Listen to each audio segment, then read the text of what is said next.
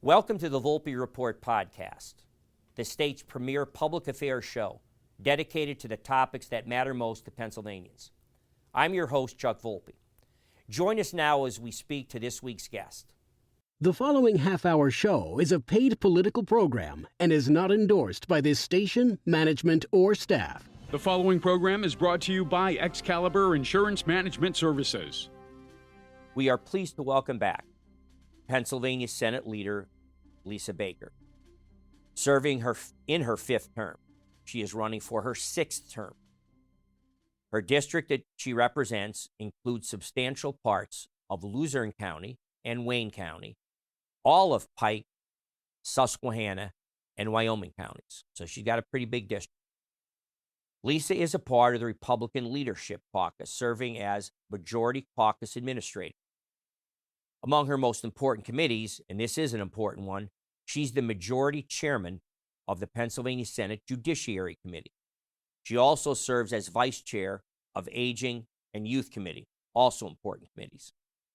Lisa has recently sponsored a bill to redress a flaw in the criminal sentencing guidelines.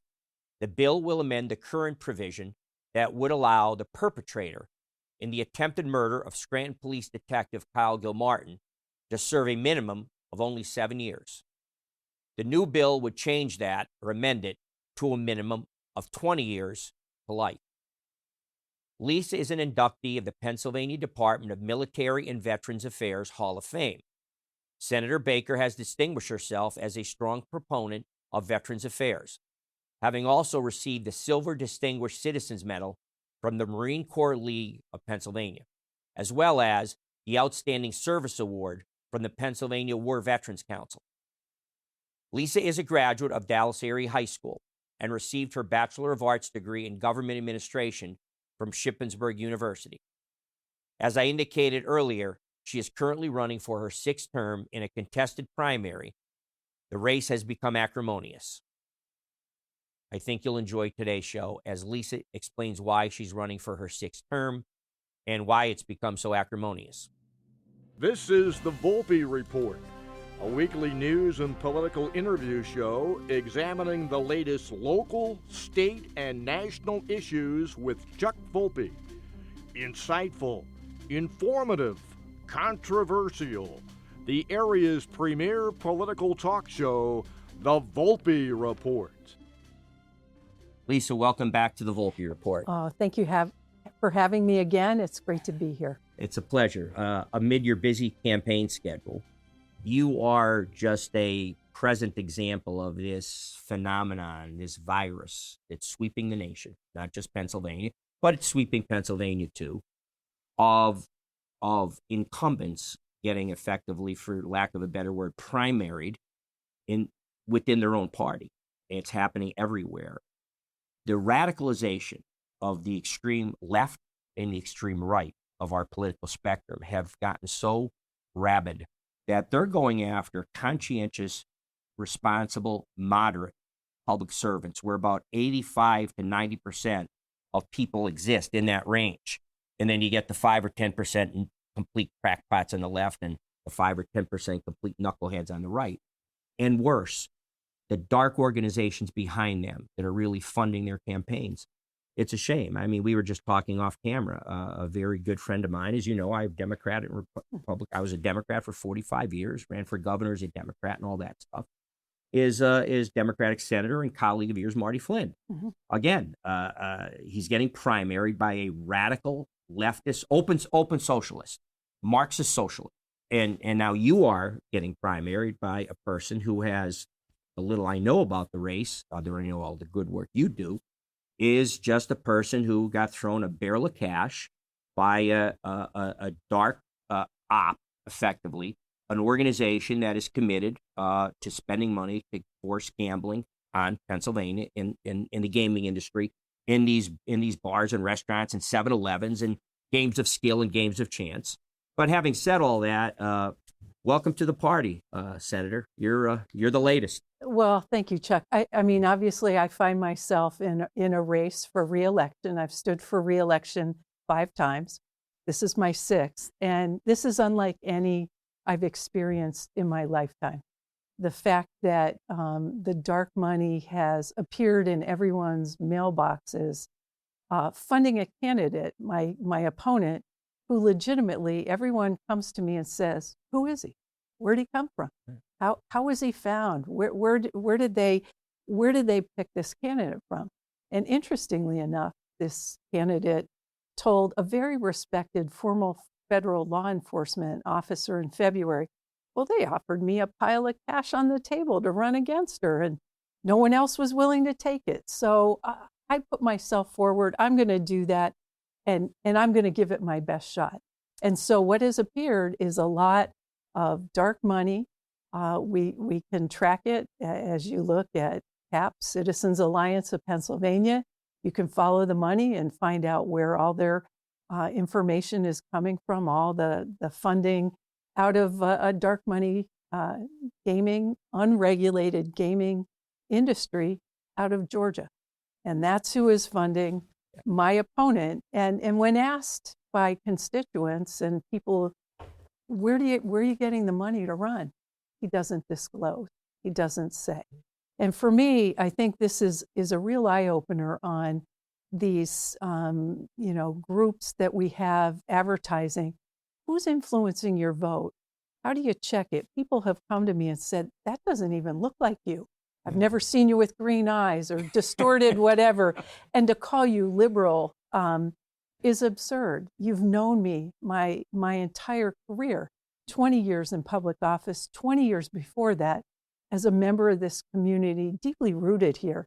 And the idea that somebody out of nowhere came simply because they're going to take their best shot because they offered them a pile of campaign cash to do it. That's so disheartening. I think people have a right to know where the money's come from. I think they should look and research. Some people have called, some people have asked.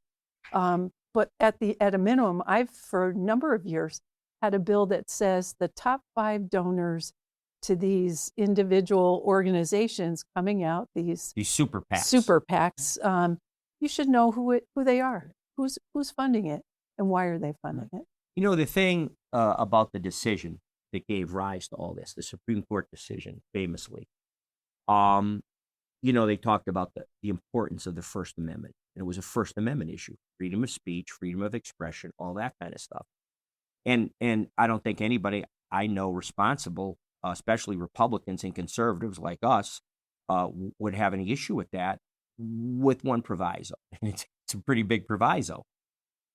You also, along with freedom of speech, comes the responsibility for owning your own words. Mm-hmm. And if you want to spend all this money to beat, let's say, Senator Lisa Baker, because you don't agree with her position on gaming, let's say, and you want this thing to go, even though you have no connection to Pennsylvania, you're a Georgia group doing this. If that's the thing, that's fine.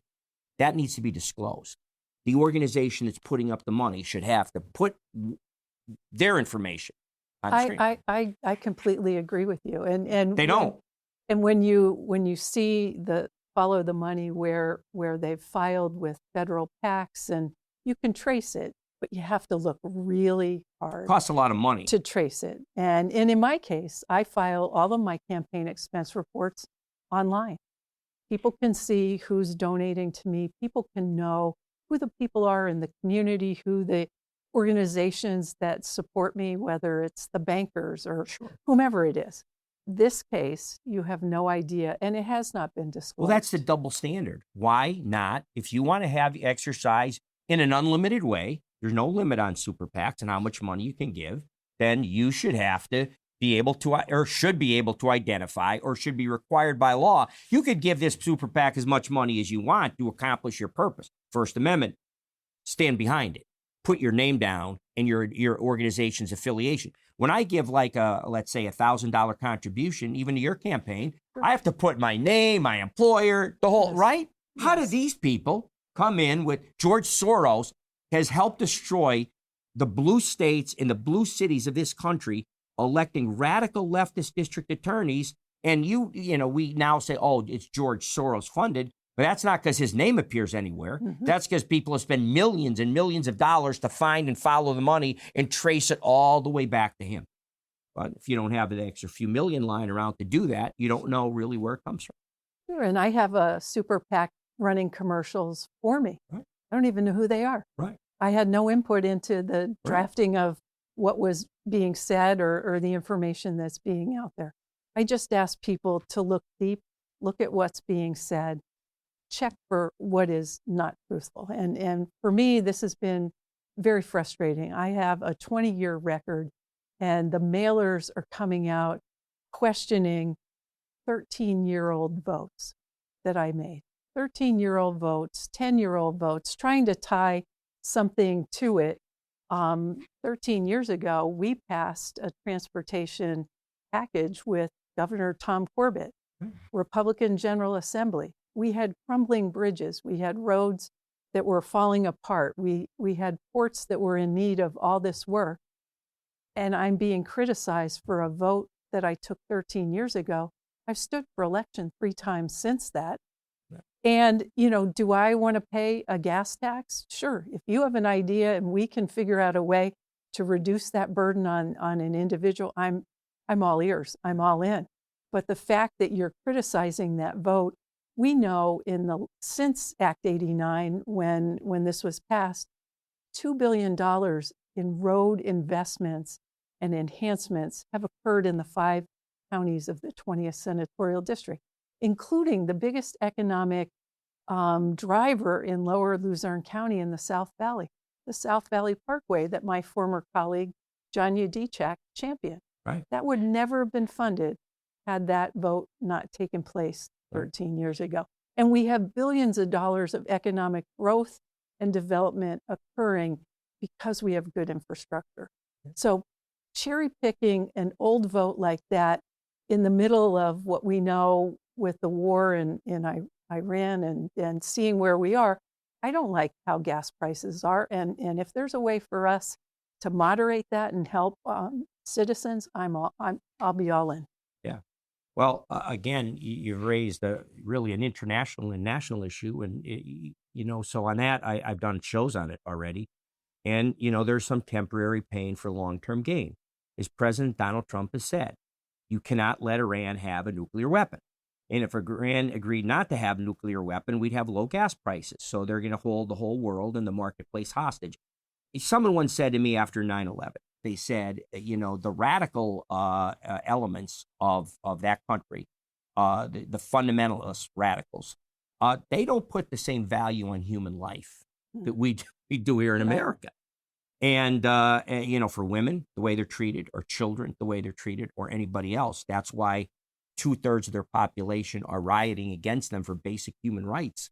I get a kick out of some of the leftist maniac radicals here in America championing them and are actually cheering for Iran. Yeah. A few Democrats too. It's hard to believe. And any one of those people that are carrying those signs, if they went and lived there, would be killed for their beliefs or their homosexuality or because they're transgender. And they're holding up banners supporting that just so they can be against America. But back to the price of gasoline and the price per barrel.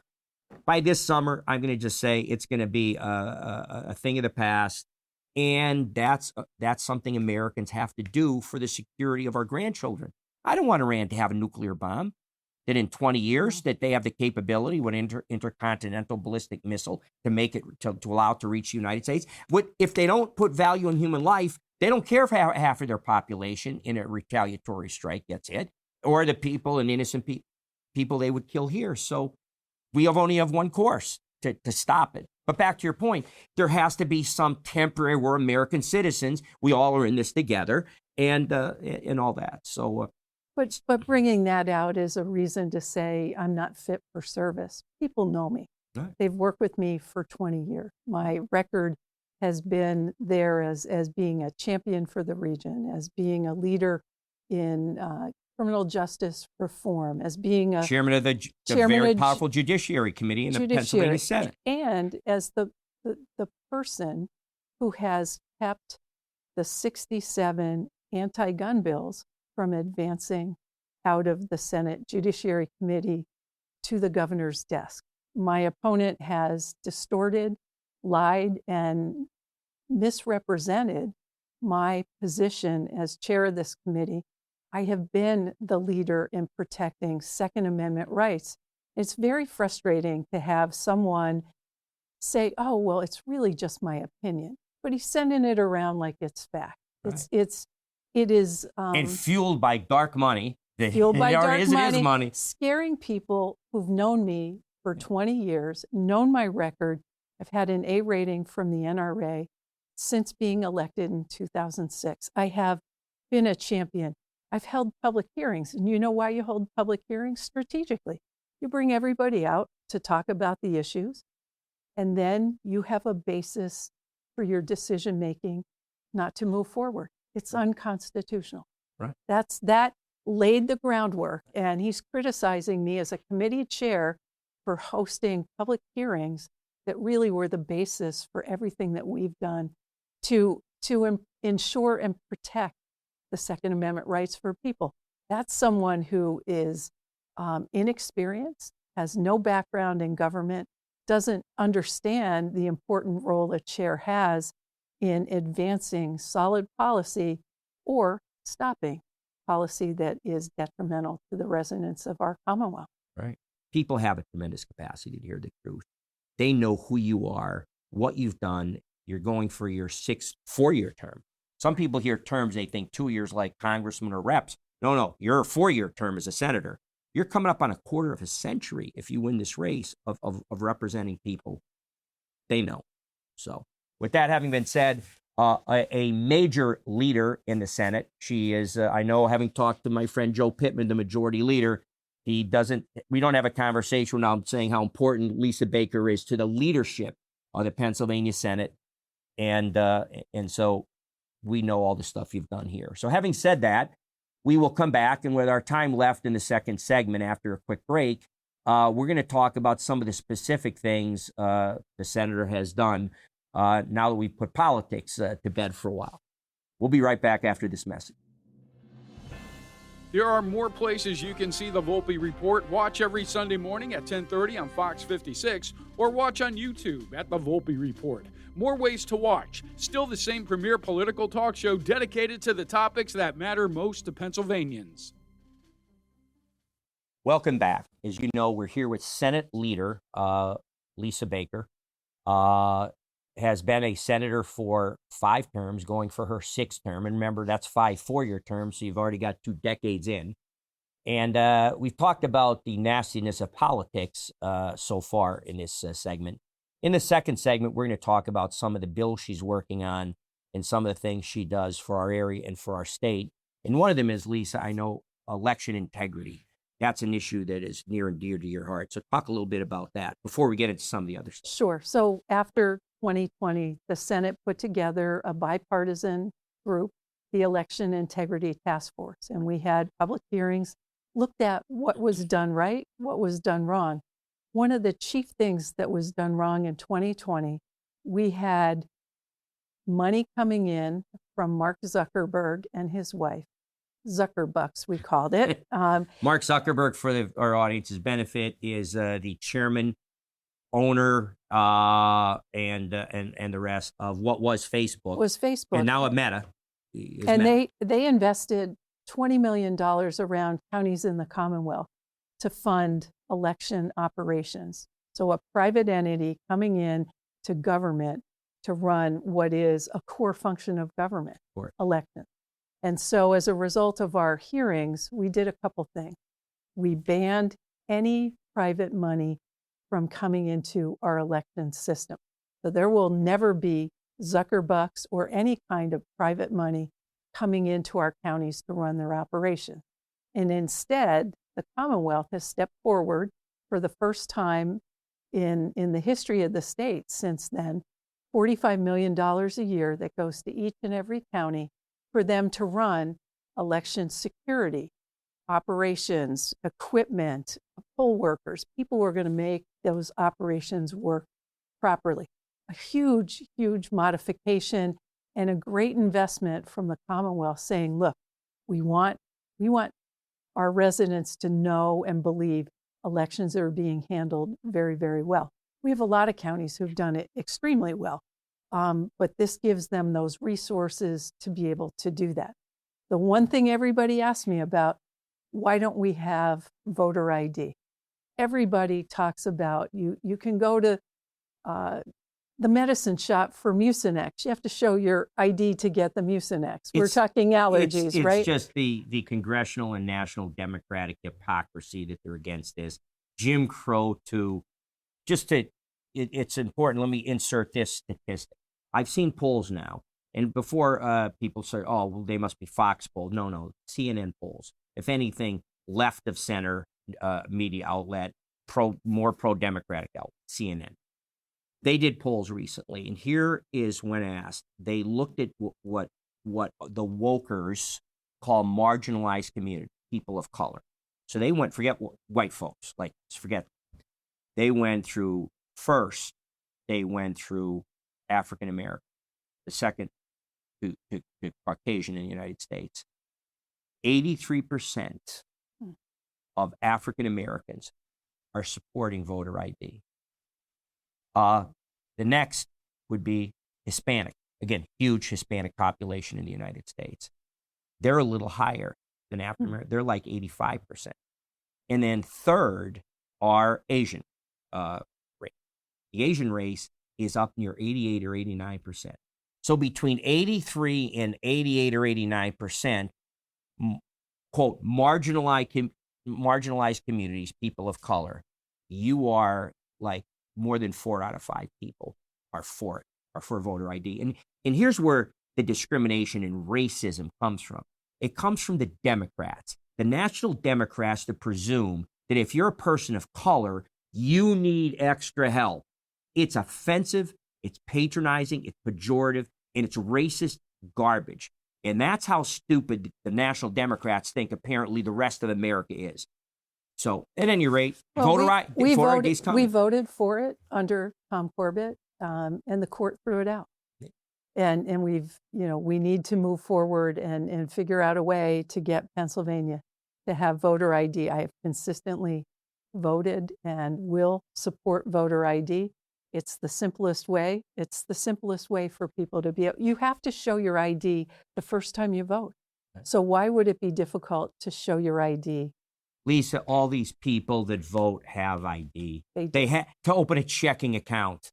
You have to have identification. To check into a motel or hotel room, you have to have ID. To get in an airplane, you have to have ID. Now you need a real ID, they call it. Even a driver. That was harder than anything. I had to get my marriage license. I used to just, at least domestically, you could just use your driver's license. Yeah. That's not even good enough anymore. So all of this nonsense and garbage about how it's discriminatory, they're crazy. Donald Trump said they're crazy, and he was right. They are crazy. Now, another bill that also, and this comes from your powerful perch as chairman of the Senate Judiciary Committee, we are all aware in this media market and in your district of what tragically happened with Detective Kyle Gilmartin, who was shot in the head by a gang member. And thank God, for the grace of God, he's recovered for him and his young family and his young children. But there was, I guess, a glitch relative to the sentencing guidelines that were impactful in that case that you felt was wrong. So talk a little bit about what legislation you have put forward to redress that and a little bit of the background on what this is all about. Sure. Well, I was stunned when District Attorney Brian Gallagher reached out to my office in February after— a good friend, a Democrat, by the way. After the sentencing, and said there was the potential that these actors could have gotten as minimum of 7 years in jail. And if they attempted it, it was different. And he said, Lisa, we got to close that gap. This is not right. For justice in these cases, and by the grace of God, Kyle Gilmartin is alive and with us. And attempted murder of a police officer that was premeditated, and all of that. So we have changed the law to say the minimum sentence would be 20 years in jail.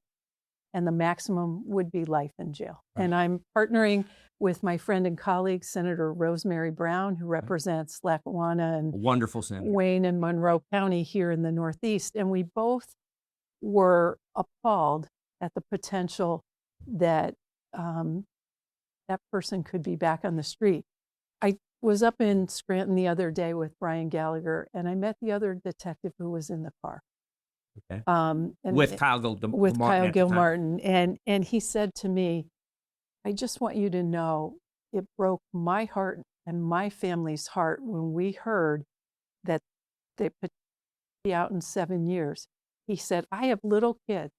What if we were in a park in Scranton? What if we were in the mall, somewhere out to dinner with my family, and that perpetrator was in the same room? How do I describe that to my children, that somebody who tried to take my life and the life of my colleague could be out on the street? That equally hit me. So I was stunned when I learned about it, but hearing the personal experience of the detective really made me recognize we're doing the right thing. This is important for us to move forward. This is important for us to right the wrong, put it in the sentencing guidelines. And I hope to God there is never another attempted murder of a police officer, but that will be in place if it is. Wonderful, Lisa. Let's, as we run out of time now, I'm going to reiterate something. These are the tests that leaders, public leaders, have to go through. And I'm reminded of a 2,000-year-old adage from Confucius. And I'm going to paraphrase it, the gist of it. I don't remember the exact words. It was a translation anyway. And that it says this: people that are too smart to get involved in public service are condemned to be governed by those that are too stupid. So this is the price you pay to be a stand-up, courageous public servant. Negative attacks, lies, and all that, which gets back to the adage. That's why a lot of people with talent and ability don't want to put themselves and their family through that ordeal. So thank God we have courageous public servants like you that do. And your family is affected by these lies as well. And, when someone says it's not personal, they've never spent a little bit of time with the family. There's no doubt. And as you and I talked off camera, I won't reiterate, as I told you, horror stories from my runs from governor and on down. And it's not for the faint of heart, but I have been honored. This has been the highest honor of my life. And the voters get to decide. And I hope as they're making that decision, they will look deep into the record, the character, the integrity, and the work that has been done versus an individual who appeared out of nowhere with no track record. Funded by dark money. Funded by dark money. Senator, Godspeed on your race. Thank you. Again, we were here with Senate Leader Lisa Baker. Right here in this media market is her district. She is involved in a primary that is very contested and very mean. And all of you should get out and vote and do your homework and study and make the right decision for the future of your representation. May 19th, I want to say, is Tuesday, May 19th, which is 2.5 or so weeks away, will be that day. We'll be back next week with another guest. Thanks for joining us for this edition of the Volpe Report podcast. Be sure to visit our YouTube and Facebook pages for upcoming episodes. You can catch up on the Volpe Report podcast on your favorite podcast provider.